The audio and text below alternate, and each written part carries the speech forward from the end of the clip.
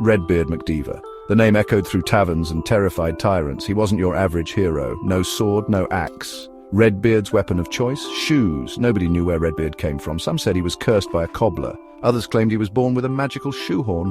Whatever the truth, one thing was certain. Redbeard MacDeaver knew how to use his footwear.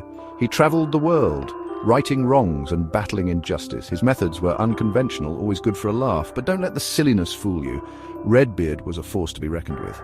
One time, he single-handedly defeated a band of pirates using only a soggy espadrille. The year was 1789. The French Revolution was in full swing.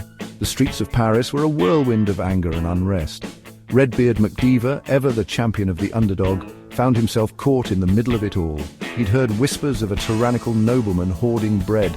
This outrageous act denying croissants to the people, unforgivable. Redbeard knew what he had to do. He stormed the nobleman's chateau, armed with nothing but a pair of sturdy wooden clogs. The guards laughed at the sight of him. Big mistake. Redbeard's clogs became a blur of righteous fury. Clogs met faces, clogs met armor, clogs even met a rather unfortunate chandelier. By the time the dust settled, Redbeard was victorious. He stood atop a mountain of defeated guards, clutching a baguette triumphantly. "Let them eat shoe leather," he roared, tossing loaves of bread to the cheering crowd below. Redbeard wasn't all about brawls and battles, though. Sometimes he preferred a more refined method of conflict resolution. Enter the Great Sock Showdown. It all started in a dusty saloon in Dodge City.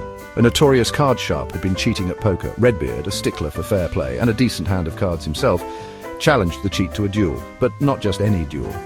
A sock puppet duel. The rules were simple. Each contestant would craft a sock puppet. The most entertaining puppet show won. The crowd gasped as Redbeard unveiled his creation, a fearsome sock monster with button eyes and a yarn mane.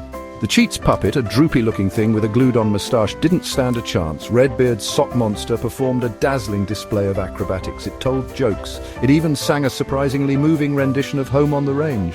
The crowd roared with laughter and applause. The cheat slunk away in defeat, his tail between his legs. Figuratively, of course. Redbeard had once again proven that sometimes laughter was the best weapon of all. Redbeard MacDeaver's adventures are the stuff of legend. He's a reminder that heroes come in all shapes and sizes, and sometimes they fight injustice with footwear. His tales continue to inspire laughter and awe. They teach us to never underestimate the power of a well-placed shoe. And most importantly, they remind us that even in the face of danger and adversity, a little bit of humor can go a long way. So the next time you find yourself in a tough spot, remember Redbeard MacDeaver. And don't forget to pack an extra pair of shoes. You never know when they might come in handy.